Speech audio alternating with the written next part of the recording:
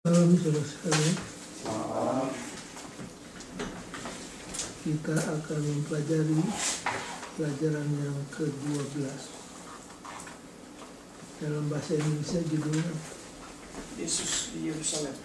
Yesus di Yerusalem.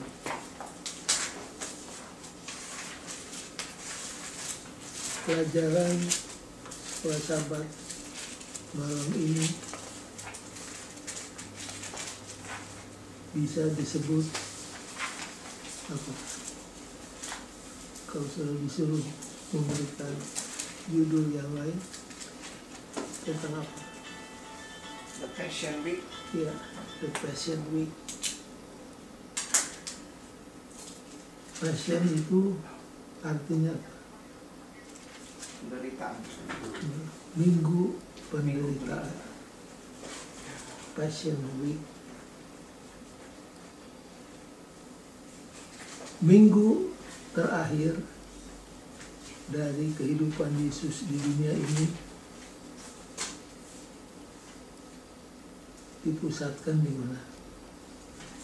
Di Yerusalem. Yerusalem.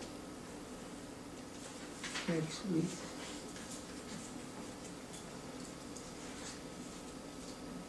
The last week of Jesus' earthly life, tempatnya, place-nya di Yerusalem. Yerusalem. Saudara boleh isi Yerusalem. Ada berapa event yang saudara dapati, event yang sangat penting dalam hidup Yesus selama Passion Week itu? Dia naik keledai masuk. Sambil menangis. Kemudian Dia bersihkan Ka'bah. yang kedua, Dia adakan perjamuan kudus. ya. Terus penderitaannya di Getsemani. Getsemani. 4. Lalu pengadilan di malam hari. Kemudian sampai di penyaliban. Ya, 6. Sudah itu kebangkitan. 7.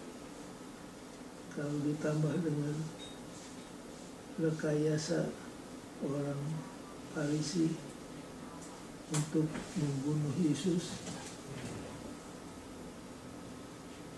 ada 8 atau 9. Tapi saya sudah paham. Baik, jadi tempatnya di Yerusalem, eventnya, peristiwa-peristiwa pentingnya ada 8 atau 9, sudah bisa baca. Kemudian kalau sudah perhatikan, Matius, Markus, Lukas, Yohanes, kalau ditelaah itu adalah biografi dari siapa? Yesus. Riwayat hidup Yesus dari sejak lahir sampai kepada kematiannya. Nah, kalau saudara membaca buku mengenai biografi seseorang, ada pendahuluannya, ada yang disebut body, terakhir apa? Kalau kita menyusun khotbah, Conclusion. ada introduction, Body. ada discussion atau body, Conclusion. yang ketiga apa? Conclusion. Conclusion. Biasanya para penulis biografi membuat yang 3 bagian ini proportional. Proportional artinya apa? Seimbang. seimbang. Biasanya introduction singkat, body, discussion panjang, conclusionnya bukan singkat. Tapi biografi Yesus yang ditulis oleh keempat penginjil ini disproportional, tidak berimbang. Introduksinya bagaimana? Sangat kecil. Bodinya memang lebih besar. Tapi yang menyorok adalah apa? Conclusion. Konklusinya. Jadi berat ke belakang. Biografi ini tidak proposisional. Berat ke konklusi. Kita ambil saja Matius. Matius berapa chapter? 28. 28. Dari 28 chapter, Matius menggunakan berapa chapter untuk menerangkan minggu penderitaan itu? 21 sampai 28.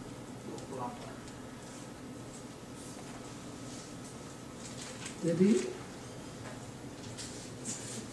kalau saudara baca Matius lalu ada tulisan The Triumphal Entry, itu mulainya apa? Passion Week. Question week. Jadi saya mau coba buka ke Matius 21. Sudah dapat Matius 21? Ya. Apa judul di sana? Yesus dialu-alukan di Yerusalem. Ya, mulai situ ya. Apa? Yesus dialu-alukan di Yerusalem. Nah, Yesus dielu-elukan di Yerusalem. Itu saudara harus tandai di Alkitab saudara. Itulah mulainya apa? Passion Week, minggu penderitaan mulai di situ. Jadi 21 sampai 28 itu berapa chapter? Termasuk 21. Coba itu. 8 sebelah.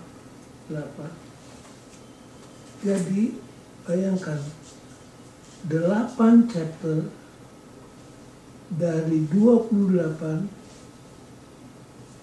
digunakan untuk menceritakan seminggu terakhir dari kehidupan Yesus.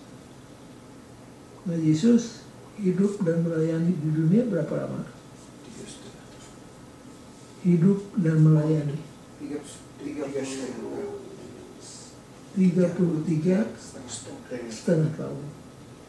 Kalau kita potong seminggu, nah bayangkan untuk 33 tahun lebih Matius hanya menggunakan 20 chapter. Tapi minggu terakhir dia gunakan 8. 8 per 28 itu berapa persen?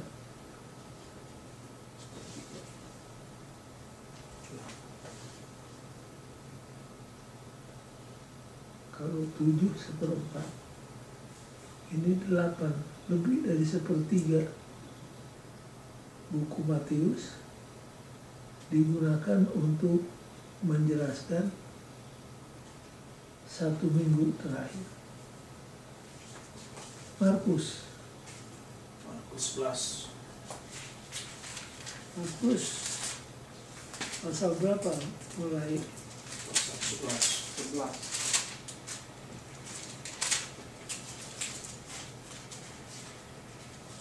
11 dari berapa? 16. Dari 16. 11 dari 16.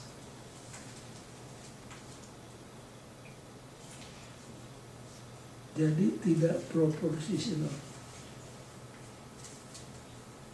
Lukas 19. sampai 24 ya. Sampai 24. Berapa chapter?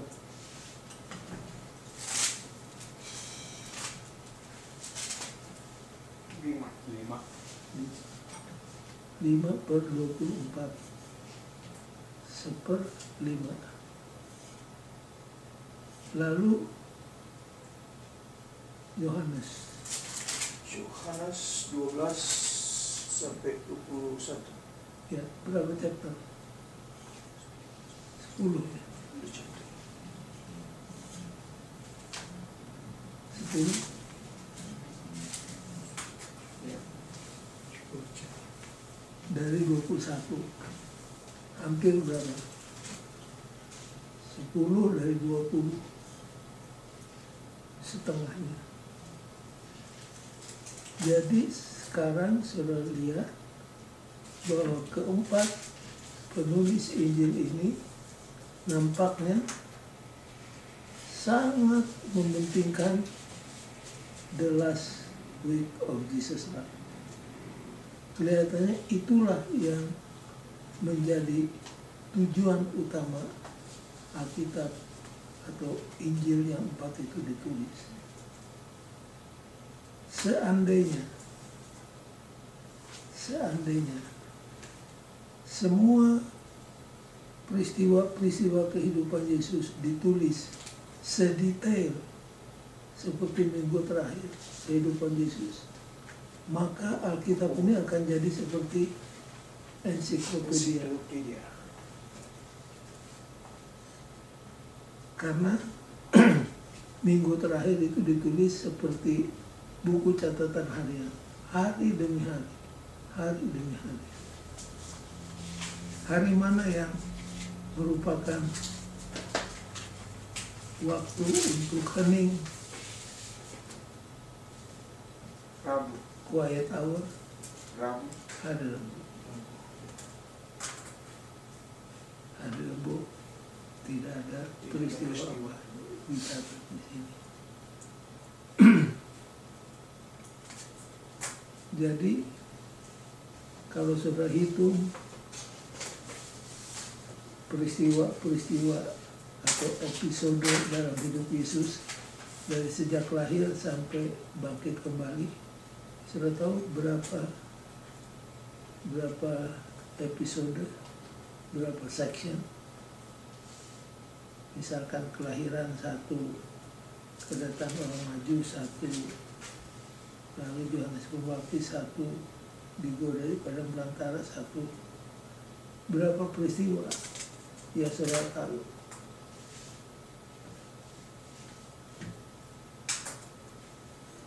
Tidak terlalu banyak. 170. Nah, minggu terakhir mencatat berapa peristiwa?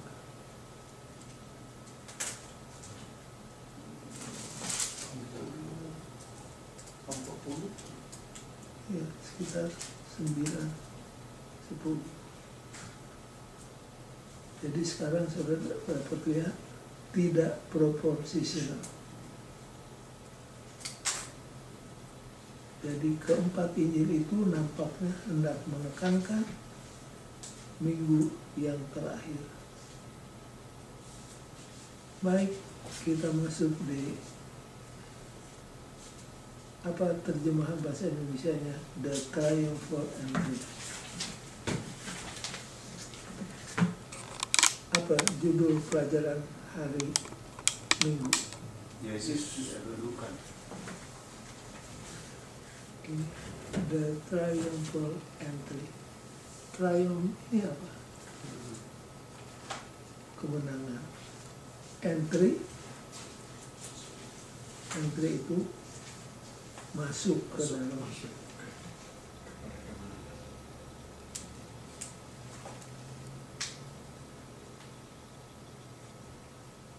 Memang sangat sulit mau diterjemahkan Triumphal Entry.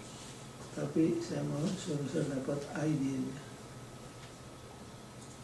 Entry itu masuk, triumphal kemenangan.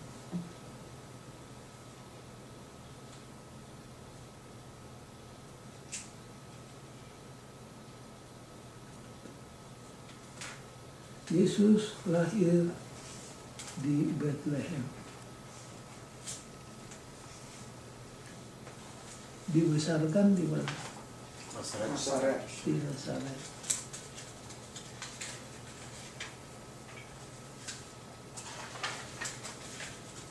Dia kemudian mengajar, berkhotbah, menyembuhkan di daerah mana? Galilea, Samaria, Judea, Galilea, dan lain sebagainya. Tapi ada satu kota yang difokus oleh Yesus, dipusatkan perhatiannya, yaitu apa? Yerusalem. Kota Yerusalem.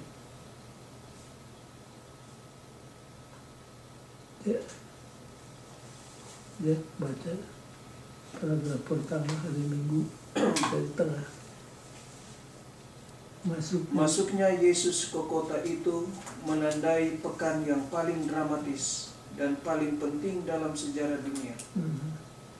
Pekan itu dimulai dengan Kristus berpawai masuk ke kota itu seperti seorang raja dan memandang kepada kematiannya di salib. Dengan mana kita yang adalah musuh-musuh diperdamaikan dengan Allah oleh kematian anaknya. Roma 5 ayat 10. Masih ingat waktu orang banyak menyambut Yesus, siapa yang tidak senang? Orang-orang Farisi. Apa mereka bilang? Suruh murid-muridnya untuk diam. Yesus bilang, Kalau mereka berdiam, maka batu ini. kalau mereka berdiam, batu-batu akan berbicara. Menurut saudara, mengapa masuknya Yesus ke Yerusalem kali ini disebut triumphal entry?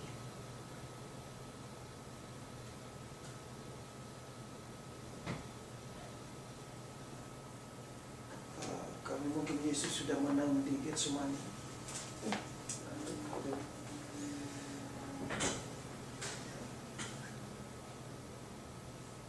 Kenapa sampai disebut triumphal entry?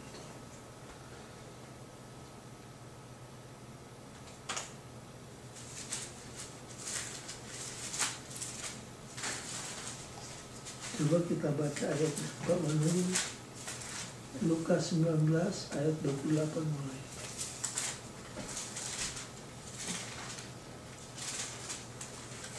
Dia berlalukan di Yerusalem.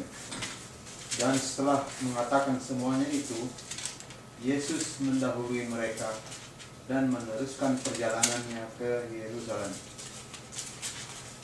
Terus mendekat, ketika ia telah dekat Betfage dan Betania yang terletak di gunung yang bernama Bukit Zaitun, Yesus menyuruh 2 orang muridnya dengan pesan, "Pergilah ke kampung yang di depanmu itu. Pada waktu kamu masuk di situ, kamu akan mendapati seekor keledai muda tertambat yang belum pernah ditunggangi orang. Lepaskanlah keledai itu dan bawalah kemari. Dan jika ada orang bertanya kepadamu, mengapa kamu melepaskannya? Jawablah begini, Tuhan memerlukannya." Lalu pergilah mereka yang disuruh itu, dan mereka mendapati segala sesuatu seperti yang telah dikatakan Yesus. Ketika mereka melepaskan keledai itu, berkatalah orang yang mempunyai keledai itu, "Mengapa kamu melepaskan keledai itu?" Kata mereka, "Tuhan memerlukannya." Mereka membawa keledai itu kepada Yesus, lalu mengalasinya dengan pakaian mereka dan menolong Yesus naik ke atasnya. Dan sementara Yesus mengendarai keledai itu, mereka menghamparkan pakaiannya di jalan. Ketika ia dekat Yerusalem, di tempat jalan menurun dari Bukit Zaitun, mulailah semua murid yang mengiringi dia bergembira dan memuji Allah dengan suara nyaring, oleh karena segala mujizat yang telah mereka lihat.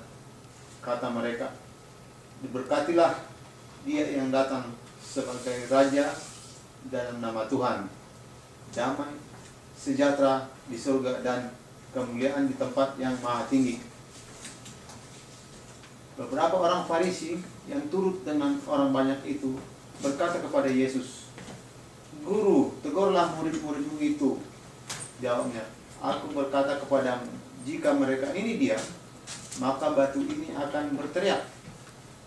Dan ketika Yesus telah dekat dan melihat kota itu, ia menangisinya. Katanya, "Wahai, betapa baiknya jika pada hari ini juga engkau mengerti apa yang perlu untuk damai sejahteramu. Tetapi sekarang hal itu tersembunyi bagi matamu. Sebab akan datang harinya bahwa musuhmu akan mengelilingi engkau dengan kubu, lalu mengepung engkau dan menghimpit engkau dari segala jurusan. Dan mereka akan membinasakan engkau beserta dengan pendudukmu, dan pada tembokmu mereka tidak akan membiarkan satu pun tinggal terletak di atas batu yang lain.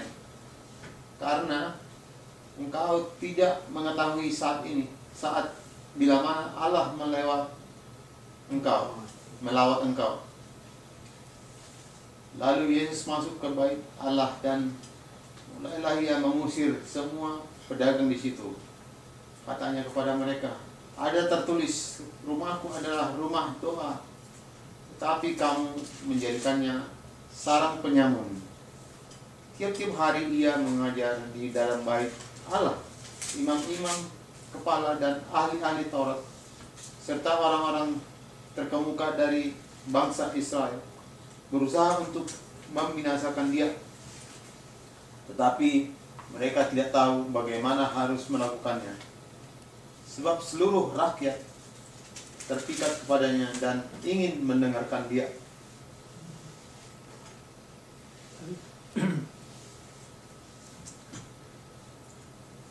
Pertanyaannya, mengapa masuknya Yesus yang terakhir ke Yerusalem ini disebut triumphal entry?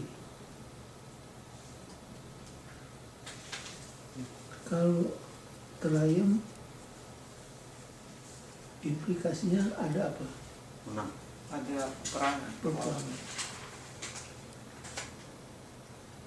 Jadi yang satu menang, yang satu kalah. Siapa yang menang? Yesus. Yesus. Dari kacamata manusia, waktu penyaliban terjadi, Yesus gimana? Kalah. Itulah yang ditangisi oleh siapa?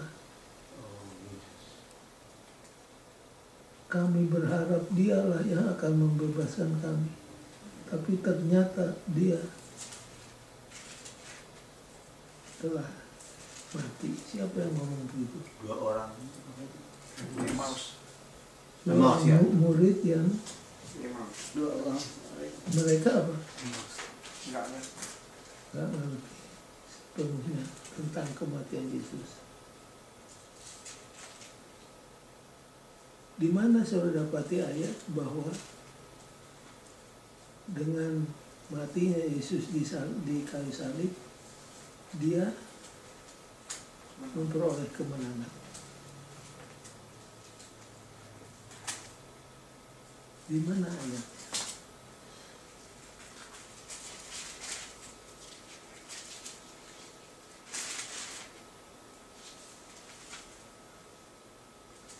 Lupa.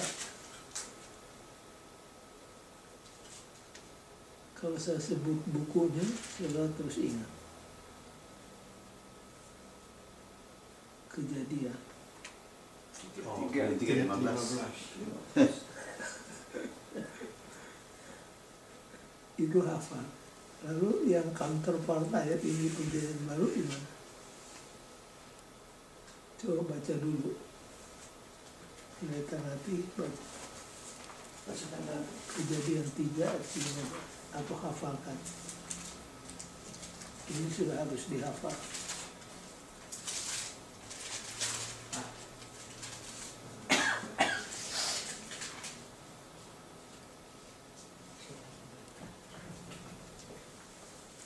Kejadian 3 ayat 15. Aku akan mengadakan permusuhan di antara engkau dan perempuan ini, antara keturunanmu dan keturunannya. Keturunannya akan meremukkan kepalamu, dan engkau akan meremukkan. Oke. Ini di perjanjian lama. Pada waktu iblis memagut tumit Yesus di kayu salib, saat yang sama kaki Yesus Dipatuk, meremukkan meremukkan kepala. Yang menarik perhatian, kata dalam bahasa Ibrani memagut tumit dan meremukkan kepala, memagut dan meremukkan sama. Cuma yang satu memukul hanya di tumit, yang satu memukul di mana? Kalau boxing, kalau cuma tumitnya dipukul, nggak apa-apa, tapi kalau kena di rahang, bisa terus KO. Nah sekarang counterpart ayat ini, Ibrani pasal 2 ayat, 14. ya silakan dibaca. Since the children have flesh and blood, he too share in their humanity, so that by his death he might destroy him who hold the power of death. That is the devil. Rick, baca bahasa Indonesia, Ibrani 2 ayat 14. Ibrani 2 ayat 14. Karena anak-anak itu Baca. adalah anak-anak dari darah dan daging, maka ia juga menjadi sama dengan mereka dan mendapat bagian dalam keadaan mereka, supaya oleh kematiannya ia musnahkan dia, yaitu iblis yang berkuasa atas maut. Jadi oleh kematiannya Yesus gimana? Menang. Menghancurkan Iblis. Jadi kematian Yesus di kayu salib justru itu yang menghancurkan kepala daripada si ular atau setan.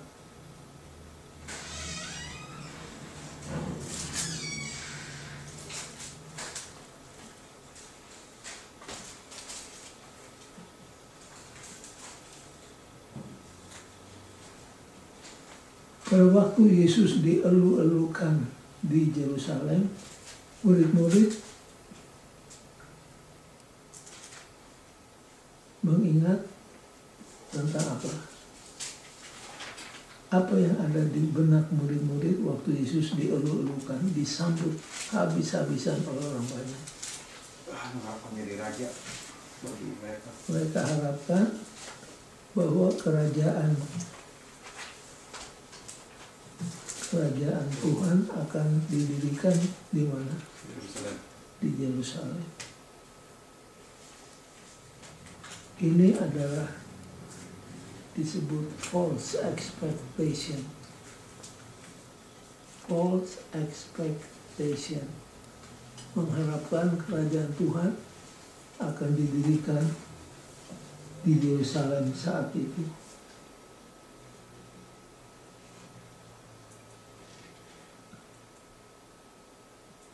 Kenapa ini terjadi?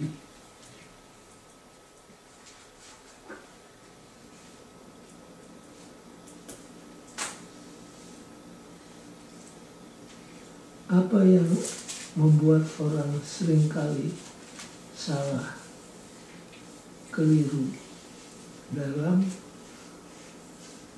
pendapatnya, dalam pengharapannya?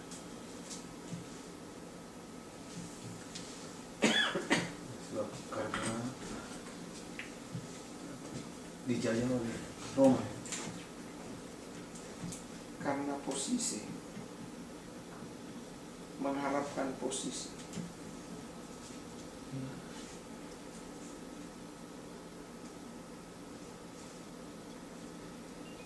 apa yang jadi penyebab yang paling fundamental sampai orang salah di dalam perilakunya.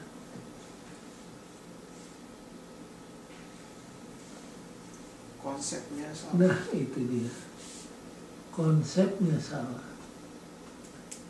Coba buka Markus 12. Ini cerita yang mungkin tidak ada hubungannya, tapi sejajar dalam pelajarannya. Markus pasal 12.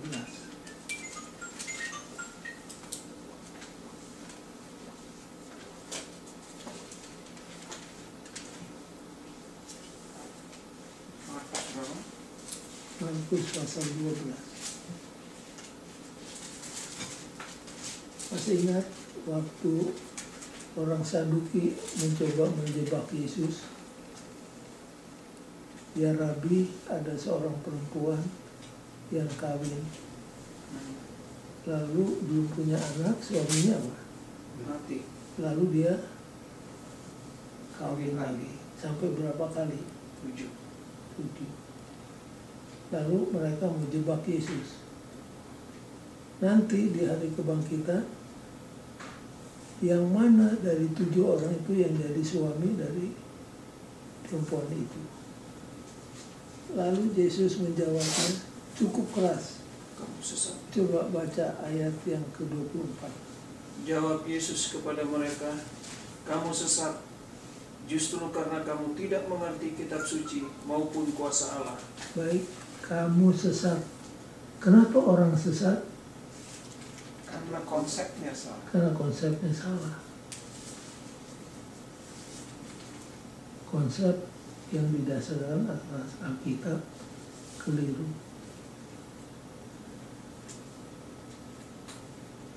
Nah, orang-orang Yahudi pada umumnya di zaman Yesus mengharapkan bahwa kalau Mesias datang, dia akan datang dengan power, dengan glory, dan akan menghancurkan kerajaan Roma yang menjajah mereka. To a certain degree, murid-murid juga share this concept.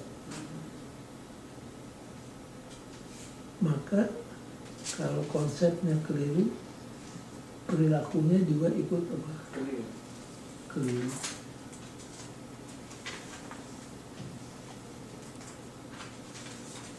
Nah, kalau bicara hal ini, kembali bicara tentang hermeneutik,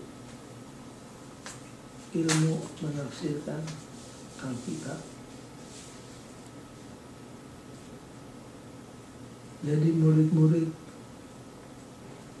kecewa karena mereka tidak mengerti firman Tuhan. Malahan waktu Yesus mau naik ke surga pun mereka masih apa? Masih bingung. Masih bertanya, Tuhan, apakah sekarang kerajaan-Mu ini akan didirikan? Nah, waktu ini Yesus bicaranya cukup keras. Soal waktu bukan urusanmu. Urusanmu adalah kamu akan jadi saksi bagiku apabila Roh Kudus turun kepadamu.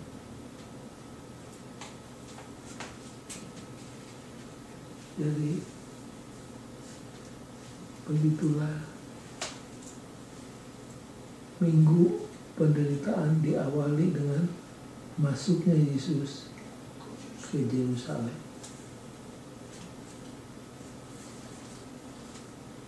Yesus menangis. Apa statement Yesus waktu dia menangis melihat Yerusalem? Yerusalem. Betapa seringnya aku ingin mengumpulkan kamu seperti induk ayam untuk mengumpulkan anak-anak. tapi kamu Tidak mau. nah, that is the problem. Tuhan mau selamatkan, tapi yang diselamatkan Tidak mau. tidak mau.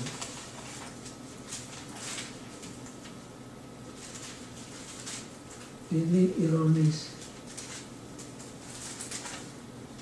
Mau menyelamatkan, orang yang mau menyelamatkan, Yang mau diselamatkan tidak mau.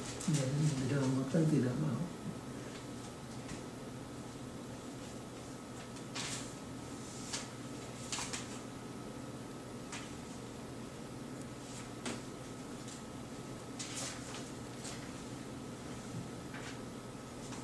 Hari Senin. Jadi pelajaran hari Minggu untuk kita harus membaca Alkitab dan menafsirkannya dengan benar supaya kita jangan apa? Yesus katakan kamu sesat karena kamu tidak mengetahui firman Tuhan. Nah, di hari Senin Yesus membersihkan Ka'bah.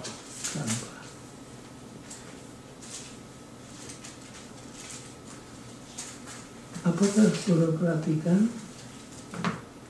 By the way, berapa kali Yesus membersihkan Ka'bah dalam hidup? 2 kali.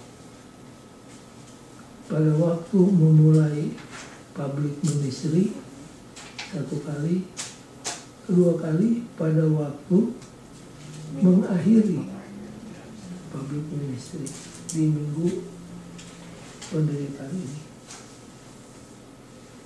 Apakah saudara detect apa bedanya waktu Yesus membersihkan Ka'bah pada permulaan ministrinya dengan membersihkan Ka'bah pada waktu mengakhiri ministrinya? Apa bedanya?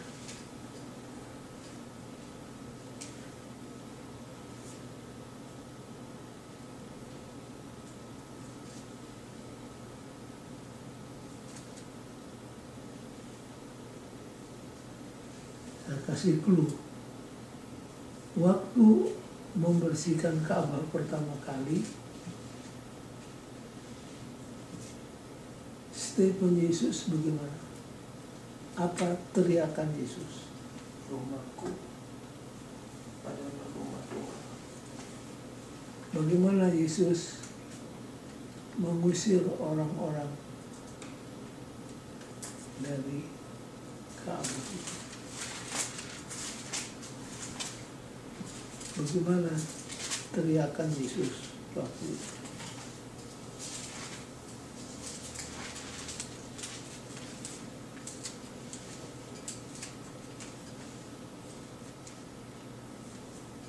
Kamu menjadikan rumahku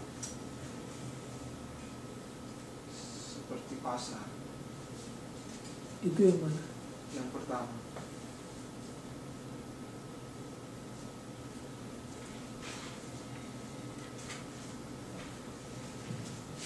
Oh Tuhan Yesus, Apa bedanya? destroy this temple and I will raise it again in 3 days. Waktu mengusir,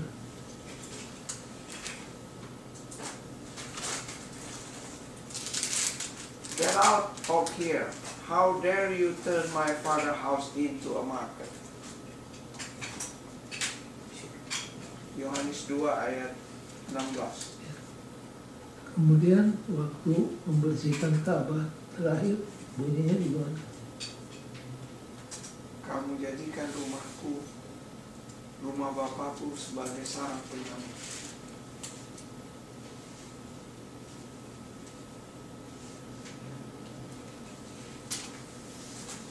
Kita akan baca sekali lagi. Waktu membersihkan Ka'bah pertama kali. Coba baca sekali lagi.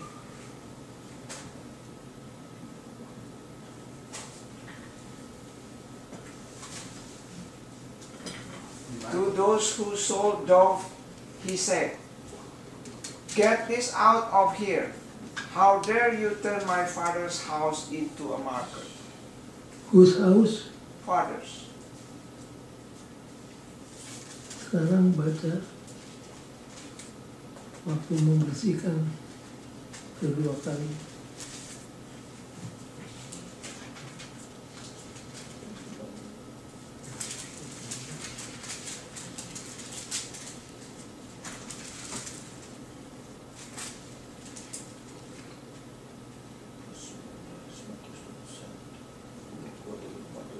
Pasal berapa? Lukas 19 ayat 6. Yang ambil yang ini, yang Yohanes punya Ya, versi. Yohanes 2 ayat 16. Itu sudah dibaca. Lalu yang berikutnya, yang terakhir,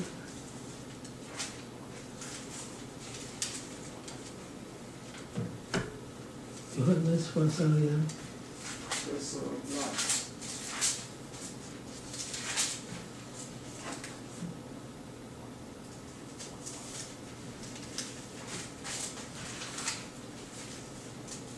coba baca yang kau sudah dapat.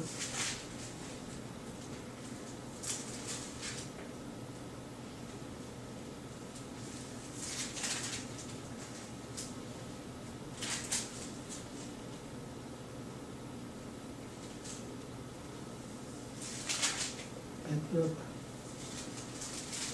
Yesus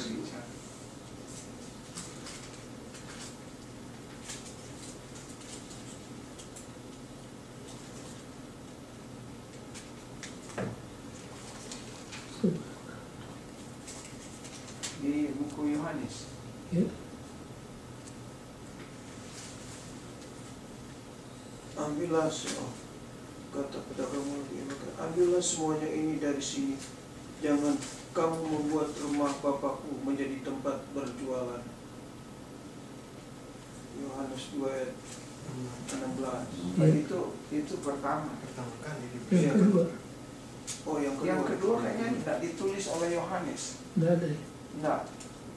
Ditulis oleh Lukas ketiga. Oh iya betul. Ya. ketika Injil lain. Karena Coba baca. tahun 31 itu yang kedua. Coba baca. Jadi di Lukas pasal 19 Ayat berapa? 45. Coba 46. coba baca. Then he entered the temple area and began driving out who were selling. It is written, he said to them, my house will be house of prayer, but you have made it a den of robbers. Apa bedanya?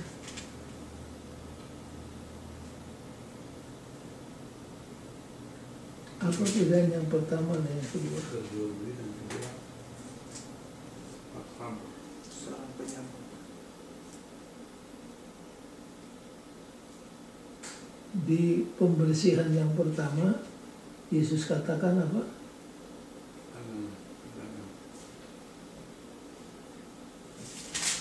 Rumahku, rumah Bapakku, Yang pertama dia katakan, rumah Bapakku. my father's house. Tapi di yang kedua, Rumahku. rumahku.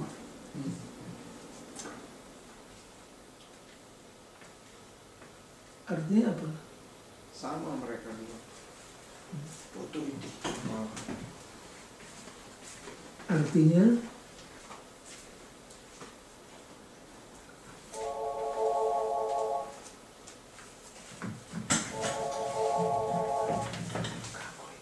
apakah sudah lihat ada perbedaan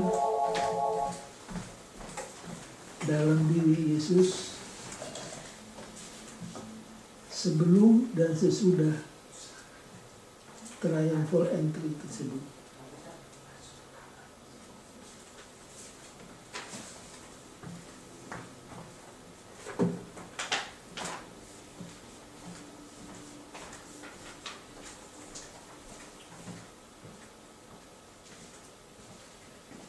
Nampaknya sesudah triumphal entry, Yesus beda dari yang biasa.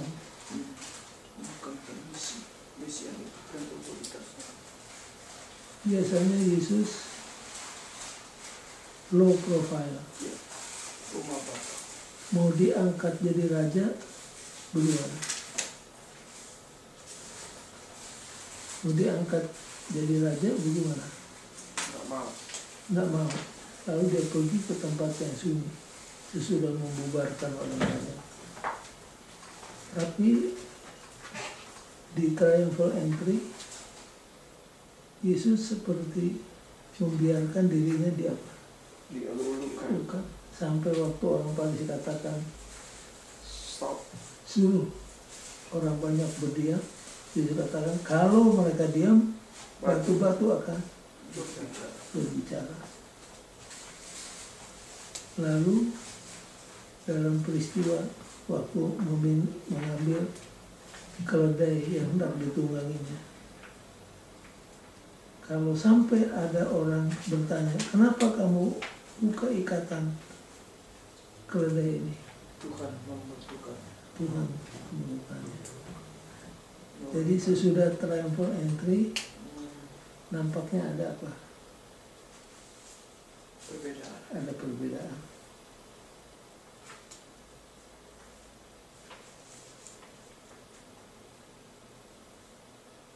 Yang sangat signifikan. Yang pertama low profile, tapi yang kedua Yesus sudah menunjukkan bahwa dia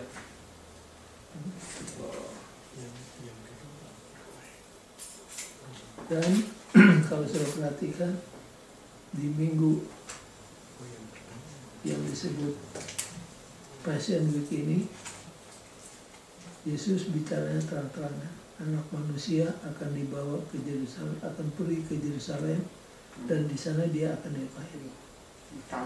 Ditangkap, disiksa, dan kemudian adili, menderita sampai mati, lalu dia akan bangkit. bangkit kembali. Di ayat yang lain dikatakan, maka sejak hari ini Yesus berbicara tidak lagi memakai perumpamaan. Dia bicara Langsung terang-terangan. terang-terang. Tapi toh murid-muridnya masih siapa? Belum. Tell me, let me hear. Lemot, lemah otak. Gambar.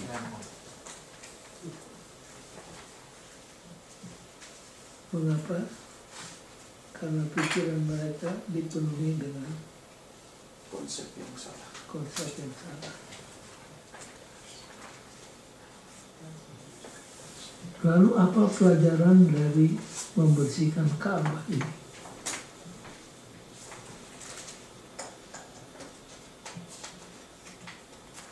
Kalau soal buka hari Senin, what important lessons can we take away from what Jesus had done?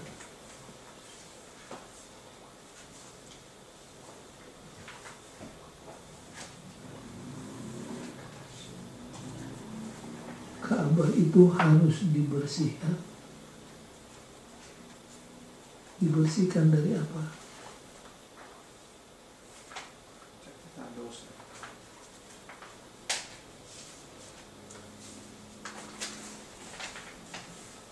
Jadi pelajarannya apa? Kebencian. Betapa pedulinya, Gimana? betapa pedulinya dengan kesucian Ka'bah dan pelayanan di Ka'bah.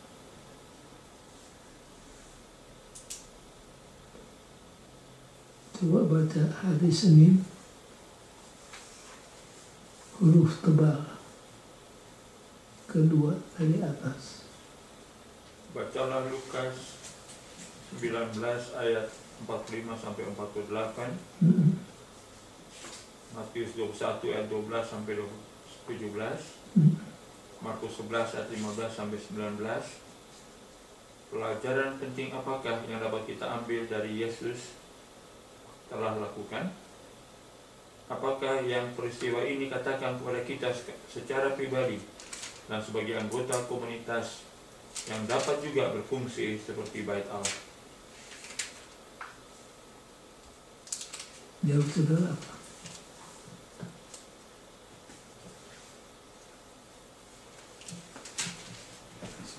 Bagi jaga kesucian Ka'bah. Kita baca satu Matius 21 ayat 12 sampai 17.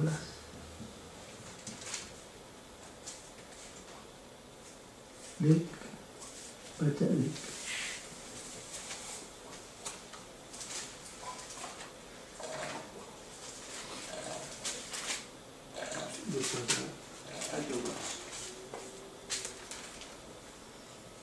Lalu Yesus masuk ke bait Allah dan mengusir semua orang yang berjual beli di halaman bait Allah.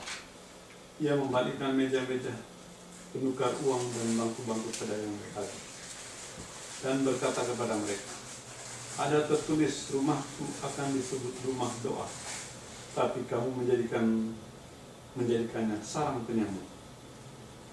Maka datanglah orang-orang buta dan orang-orang timpang kepadanya dalam bait Allah itu, dan mereka disembuhkannya.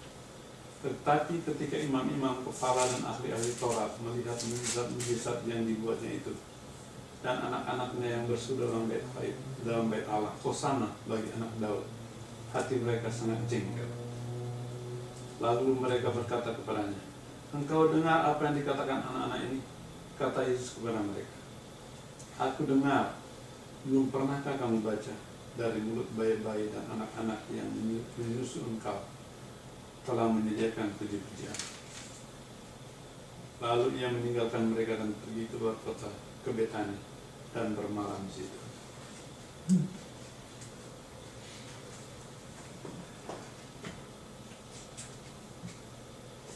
Jadi, what is the lesson yang kita bisa draw dari statement Yesus di ayat tadi?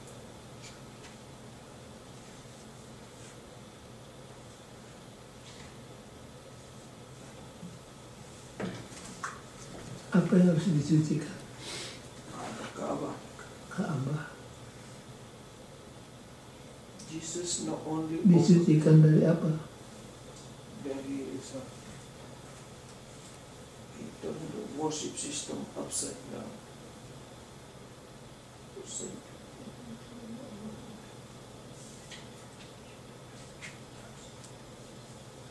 Daripada sarang penyambut.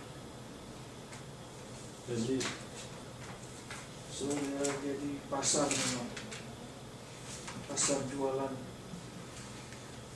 bermacam-macam binatang dan burung untuk dipersembahkan, exchange secular money, money for money. Buat orang Yahudi, yang paling penting di dunia ini adalah apa? Ka'bah.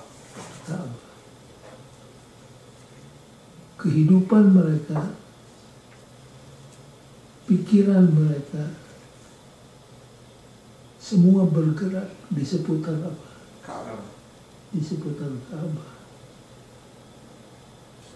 Makanya waktu mereka bertanya, kapan Ka'bah itu akan dihancurkan, mereka gabungkan pertanyaan kehancuran Ka'bah dengan kehancuran dunia. Kenapa? Karena buat orang Yahudi tidak akan ada dunia tanpa apa? Ka'bah. Ka'bah. Jadi mereka sanjung-sanjung Ka'bah setinggi langit. Sehingga Ka'bah itu akhirnya jadi apa? Bisnis fokus. Mereka bergantung kemana? Pada Ka'bah. Kepada Ka'bah. Masih ingat? Pada waktu Yesus mengatakan, siapa yang menjadikan rumah Bapakku, rumah aku menjadi sarang penyamun? Yesus itu mengutip kata-kata siapa? Yesaya.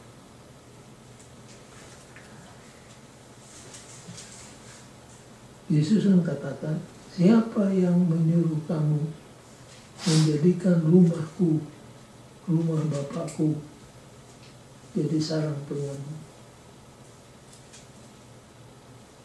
Coba buka Yeremia 7.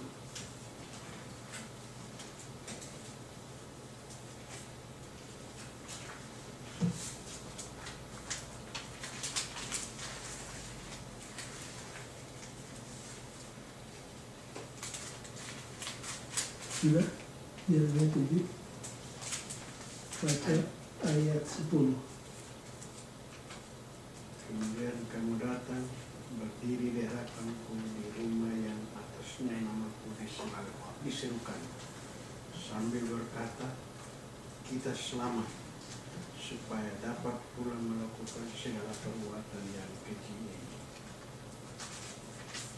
Terus, sudahkah menjadi sarang penyamun di matamu rumah yang atasnya namaku diserukan ini? Kalau aku sendiri melihat semuanya, demikianlah firman Tuhan. terus, Tetapi baiklah, pergi dahulu ke tempatku yang di Silo itu, di mana aku membuat namaku diam dahulu, dan lihatlah apa yang telah kulakukan kepadanya karena kejahatan umatku Israel. Maka sekarang, oleh karena kamu telah melakukan segala perbuatan itu juga, demikianlah firman Tuhan, dan oleh karena kamu tidak mau mendengarkan, sekalipun aku berbicara kepadamu terus menerus, dan kamu tidak mau menjawab sekalipun aku berseru kepadamu. jadi Yeremia menggunakan kata-kata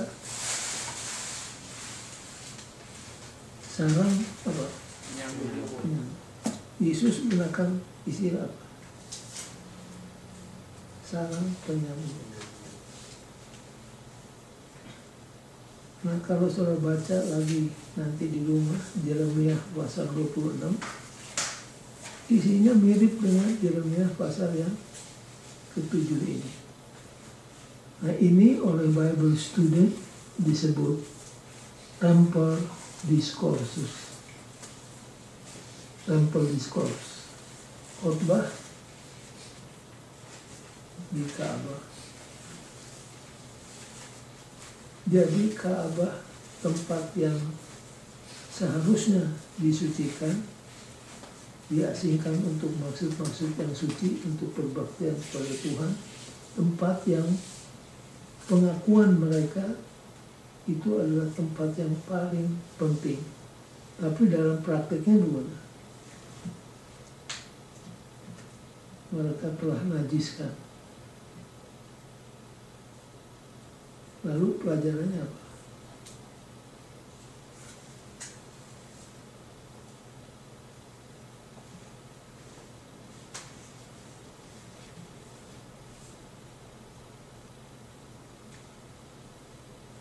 Pelajaran penting apa yang kita bisa ambil dari tindakan Yesus di dalam Ka'bah?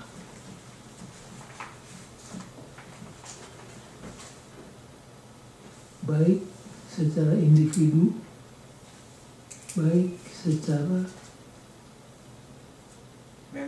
members of a community.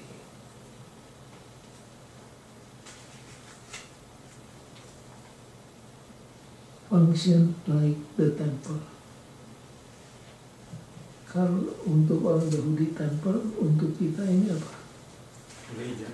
Gereja. Sekarang sudah dapat.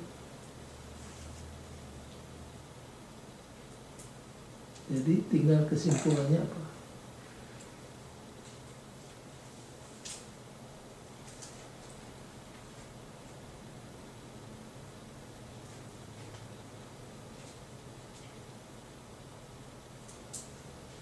Bagaimana seorang bisa menajiskan gereja? Membawa api asing. Membawa api asing ke dalam gereja. Kalau ditanya apa itu api asing? Mulai bisik-bisik dalam gereja.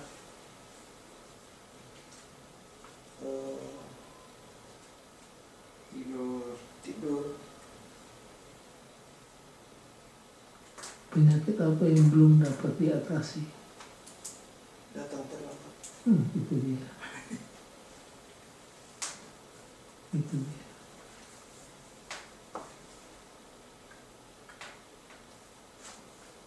Kalau saudara baca volume 5 dari buku Testimonies to the Church, Ellen White menulis satu chapter khusus mengenai worship. Dia buka section itu dengan kalimat sebagai buku. Zaman sekarang ini sedang terjadi perubahan dalam cara kita berbakti kepada Tuhan. Bukan menjadi lebih baik, tapi menjadi lebih buruk. Lalu di sanalah disebutkan contoh-contoh yang saya sudah sebutkan tadi.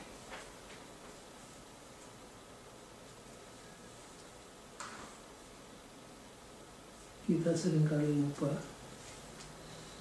bahwa pada waktu kita berada di gereja, kita sedang beraudiensi dengan siapa? Tuhan. Kalau saudara mau ketemu pembesar-pembesar di dunia ini, bagaimana? Datang pada waktunya. Bukan cuma pada waktunya, sebelum waktunya. Pakaian kita diatur rapi. Masih ingat pendeta Kesolia punya pengalaman waktu mau ketemu sama presiden. Minyak wangi berapa kali? Itu dia. Dia pakai minyak wangi cukup untuk 2 minggu. Dan kita harus berada di tempat itu 1 jam sebelumnya. Memang sudah demikian prosedurnya. Jadi coba baca volume 5 Testimonies tentang worship. Di sana sudah akan dapati jawaban kepada pertanyaan ini. Hari Selasa ini adalah perumpamaan tentang ketidaksetiaan dari siapa? Penggarap yang jahat. Ceritanya sudah tahu. Sesudah disewakan, lalu yang punya kebun mengirim siapa? Untuk mendapat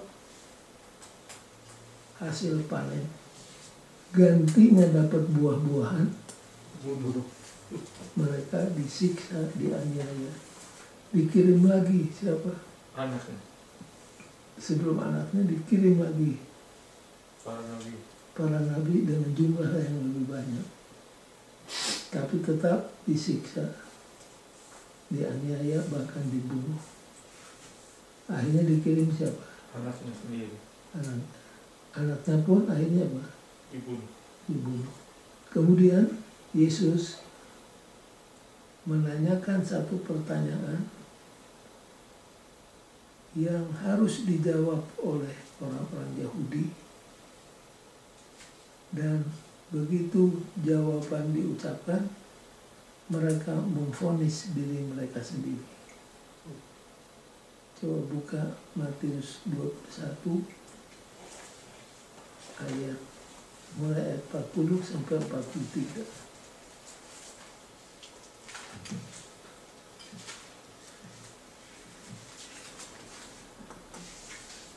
Siapa sudah dapat? Matius 21 ayat 40 sampai 47. Maka apabila Tuan kebun anggur itu datang, apakah yang akan dilakukannya dengan penggarap-penggarap itu? Kata mereka kepadanya, Nah, ia akan... kata mereka kepadanya.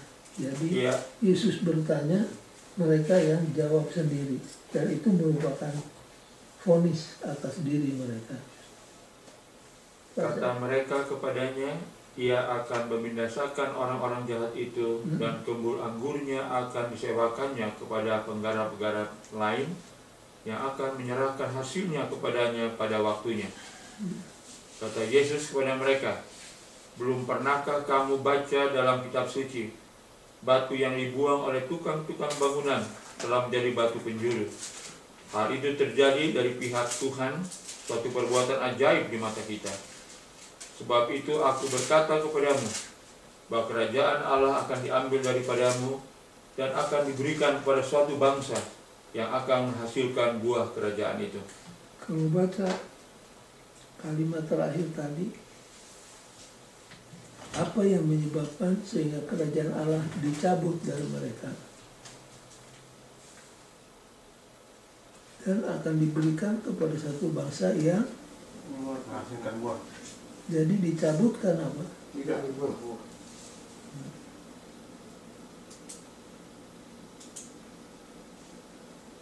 Tuhan mengharapkan, kalau versi Yesaya, Tuhan mengharapkan buah-buah yang segar, buah-buah yang manis. Tapi waktu panen diadakan, buahnya gimana?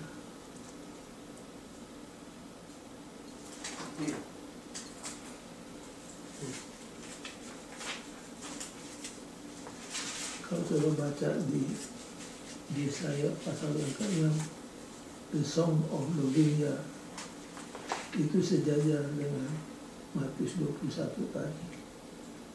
Gantinya buah-buah yang segar, buah-buah yang sedap, mereka telah kebun ini menghasilkan buah-buah yang asam, buah-buah yang asalnya dari hutan. Nah, di dalam perumpamaan inilah kita sebagai gereja berkesimpulan bahwa semua privileges, semua responsibilities, bahkan status yang Tuhan pernah berikan kepada Israel sebagai bangsa pilihan, diapain? Dicabut. Kerajaan Tuhan telah dicabut daripadamu. Jadi artinya dia Yahudi bukan lagi bangsa pilihan. Jadi statusnya degenerate menjadi status seperti bangsa yang lain. Tapi kalau saudara dengarkan khotbah-khotbah di TV, banyak orang-orang Protestan yang sampai hari ini menganggap bahwa orang Yahudi Israel ada tetap, sehingga ada usaha-usaha untuk membantu apa yang disebut Sionisme, mengembalikan orang-orang Israel, orang Yahudi yang tercerai-berai di mana-mana, terutama di Rusia, untuk kembali kemana? Ke Israel. Ke Israel. Jadi karena konsep keliru, behavior jadi keliru. Jadi buat kita, Israel adalah sama dengan negara lain, bukan sebagai pilihan Tuhan. Tapi tetap walaupun mereka secara bangsa ditolak oleh Tuhan, secara individu, kalau mereka percaya kepada Yesus, mereka bisa diselamatkan. Lalu pelajaran apa yang kita dapati dari cerita perumpamaan ini? Tuhan mengharapkan sebagai kebun anggurnya kita akan menghasilkan buah. untuk sejenak. Untuk sejenak, supaya saudara-saudara bisa refer kembali di rumah.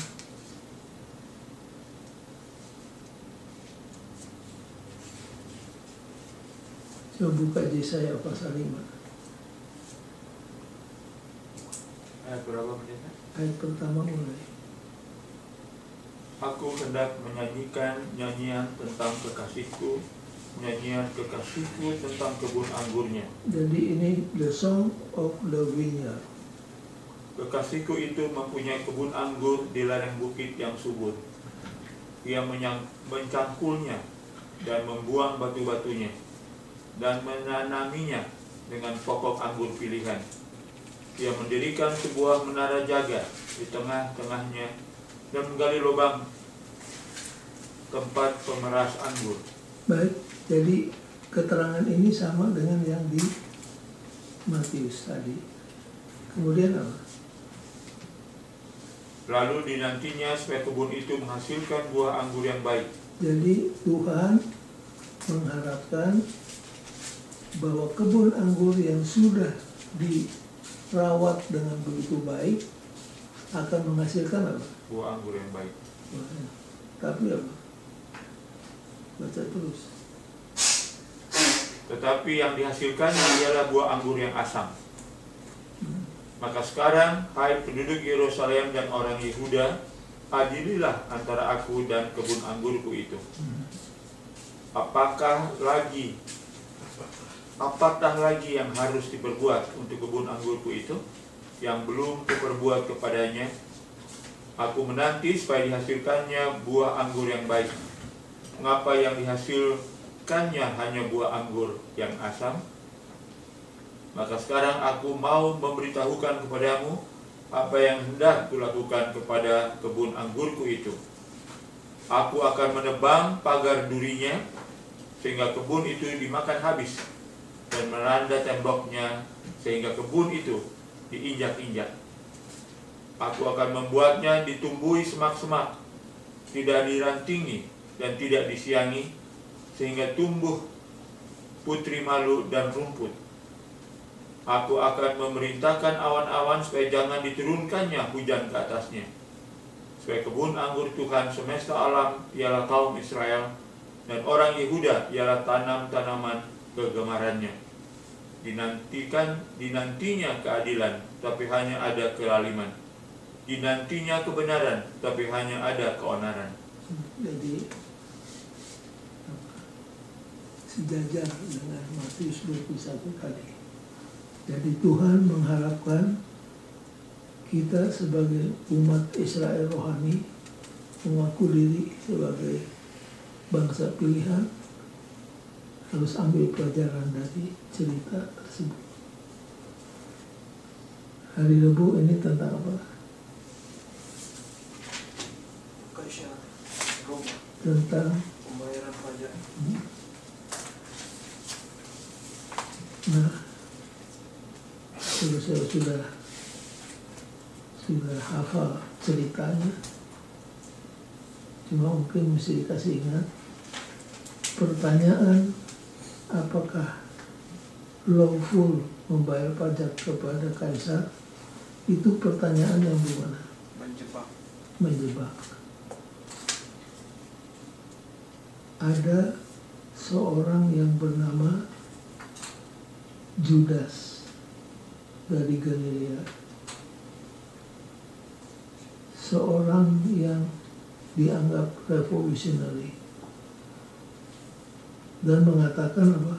Membayar pajak kepada kaisar, bahwa kalau kita membayar pajak kepada kaisar, itu adalah pengkhianatan kepada siapa? Allah. Kepada Allah. Jadi dia promosikan Jangan bayar pajak. jangan bayar.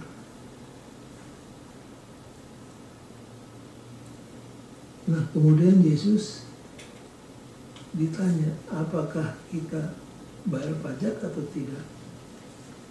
Kalau Yesus katakan tidak, jangan bayar pajak, maka kedudukan Yesus sama dengan siapa?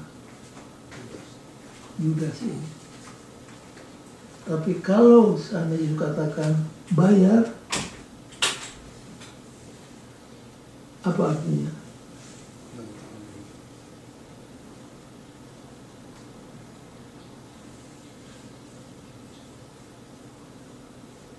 Ya, coba baca hari Rabu, paragraf pertama. Pada zaman Yesus perpajakan oleh Roma adalah masalah yang rentan. Sekitar tahun 6 PM, menurut Josephus, Yudasnya, orang Galilea, seorang pemimpin revolusioner, menyatakan bahwa membayar pajak pada kaisar adalah pengkhianatan terhadap Allah. Masalahnya, bersamaan dengan beberapa orang yang mengaku dan berminat, memicu pemberontakan anti-Romawi secara berkala. Terhadap latar belakang yang sensitif seperti ini, pertanyaan yang diajukan kepada Yesus tentang apakah menurut hukum membayar pajak mengungkapkan motif tersembunyi dari para penginterogasi. Memberikan jawaban bahwa hal itu menurut hukum akan menempatkan Yesus pada pihak Roma. Menampilkan bahwa dia tidak bisa menjadi raja orang Yahudi, sebagaimana dinyatakan oleh orang banyak pada saat dia memasuki Yerusalem. Mengatakan tidak menurut hukum dapat mengandung arti bahwa Yesus mengikuti minat orang Galilea yang mengatakan pemerintah Romawi itu melanggar hukum, akan membuka dirinya terhadap tuduhan pengkhianatan. Mereka berharap untuk menempatkan Yesus dalam jerat di mana dia tidak dapat melarikan diri. Baik, ini kalau istilah Indonesia apa? Mundur, Maju kena, mundur kena. maju kena, mundur kena. Buah si malakan Puas makan, dimakan mati bapak, tidak dimakan mati ibu. Jadi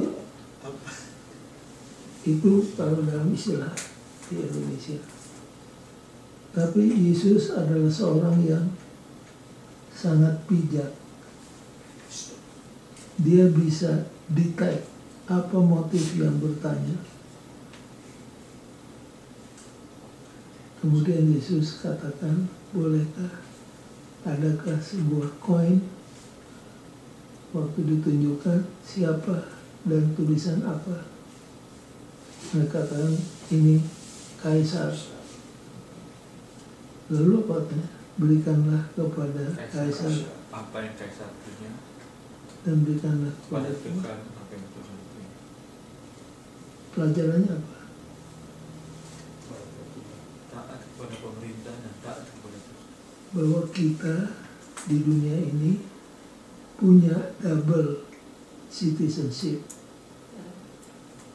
Kita adalah warga negara Indonesia atau Amerika, saat yang sama kita adalah warga surga. Jadi kita punya dual responsibilities. Satu horizontal, satu vertikal.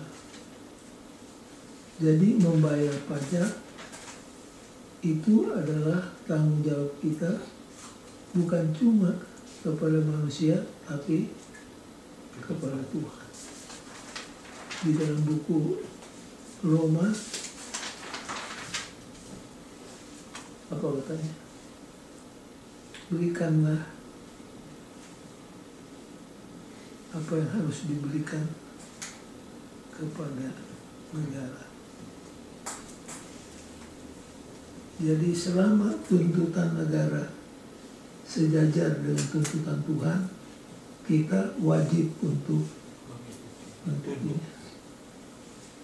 Kalau tuntutan itu bertabrakan dengan tuntutan Tuhan, Kita ikut hukum. maka prinsipnya Kisah 5 ayat 29.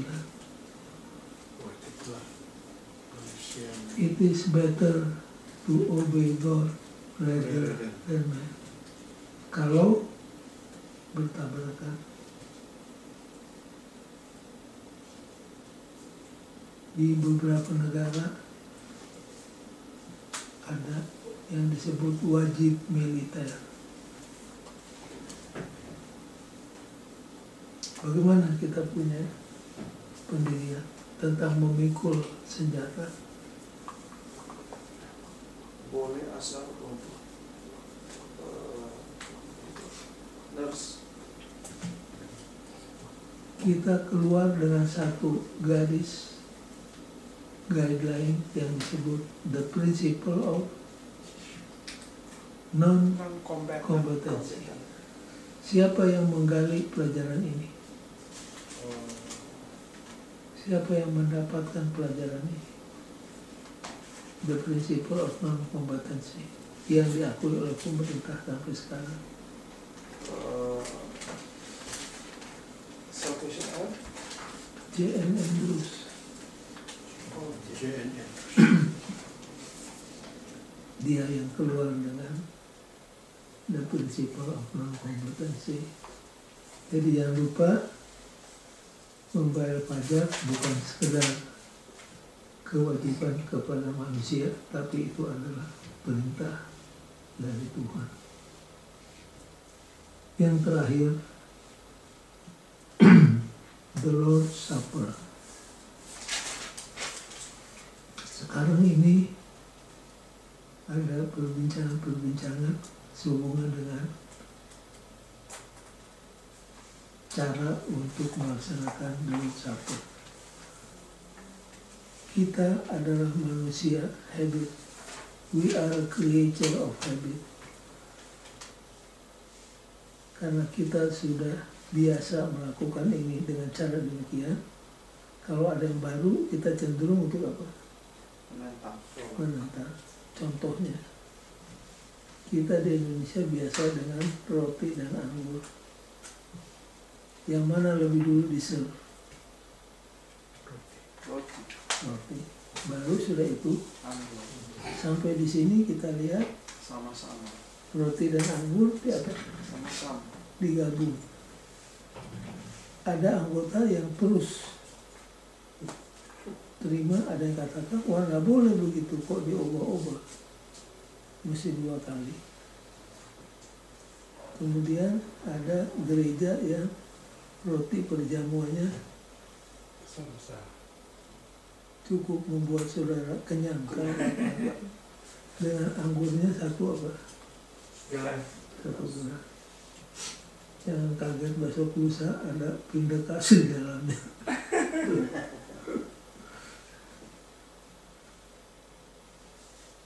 Kalau menurut saudara pelajarannya apa? Lord Supper ini pelajarannya apa?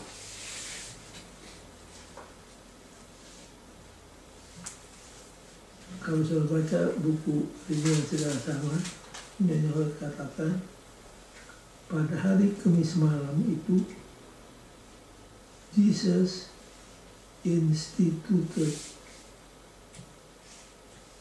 the Lord's Supper untuk menggantikan apa? Baptisan. Untuk menggantikan apa? Paskah. Jadi selama 4.000 tahun sejak Adam sampai Yesus disalibkan, umat Tuhan melalui iman diajak untuk memandang ke depan kepada kematian Yesus di kayu salib. Maka umat Tuhan sesudah kayu salib diajak menengok ke belakang, ke salib. Jadi Yesus berdiri pada titik transisi dari satu upacara besar yang ditinggalkan ke upacara yang besar yang dimulaikan.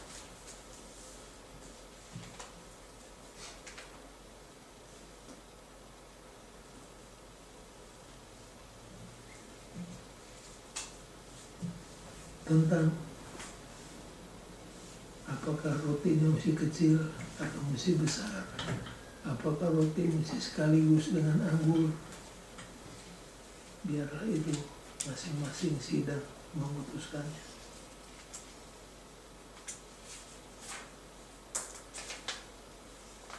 Yang penting kita diingatkan bahwa Tuhan di dalam Yesus sudah mati untuk menebus dosa kita.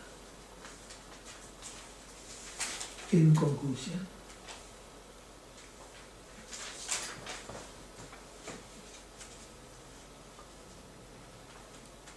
Yesus masuk ke Yerusalem bukan untuk memperoleh tahta duniawi, tapi untuk menyatakan misi Mesias yang sebenarnya, untuk menunjukkan arti daripada kerajaan Allah, tentang kesucian Ka'bah, tentang maksud purpose yang sebenarnya daripada Passover, dan untuk dipersembahkan sebagai kurban untuk dosa dunia ini. Itulah menyangkut the Passion Week, minggu penderitaan Yesus. Pelajaran kedua untuk malam ini, mereka yang gagal untuk belajar dari sejarah akan mengulanginya kembali. Jadi baiklah kita pelajari sejarah bangsa Israel yang diharapkan akan menghasilkan buah, tapi menghasilkan buah hutan, anggur hutan, sehingga akhirnya ditolak oleh Tuhan sebagai umat yang terpilih. Kemudian yang ketiga, ini statement sudah sering saudara dengar, tinggal mempraktekannya. Di Salmos 83, ada yang ingat? It would be well for us to spend a thoughtful hour each day in contemplation of the life of Christ, Especially the closing one, maksudnya mana? The closing one, the Passion Week. the Passion Week yang sedang kita pelajari sekarang. Jadi adalah baik bagi kita untuk merenungkan hidup Kristus tiap hari. Berapa lama ya? 1 jam. 1 jam. Merenungkannya. Dan kalau akhirnya kita mau diselamatkan, kita harus belajar rendah hati di kaki salib.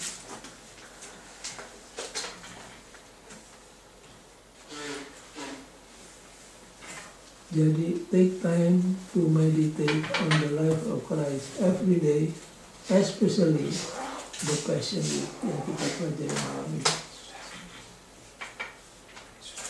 Baik, kalau tidak ada pertanyaan sampai di sini, kalau ada pertanyaan masih ada waktu 5-10 menit.